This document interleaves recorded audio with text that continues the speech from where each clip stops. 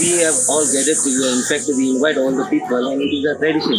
So one member from each family come over here to put a helping hand. Literally, I show you to put a helping hand so that we make the preparation before 8 o'clock. In the evening, we are hosting the feast celebration.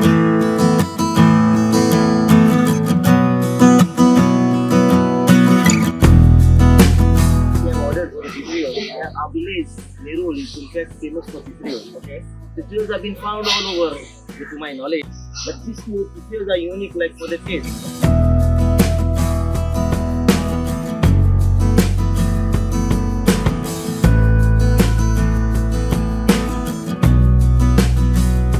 I was told by my grannies, and they were told by them.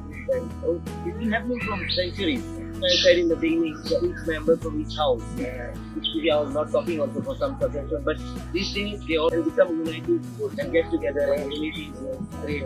So not only from Bombay, from Dubai, Bahrain, and all over many places, and even states of Goa.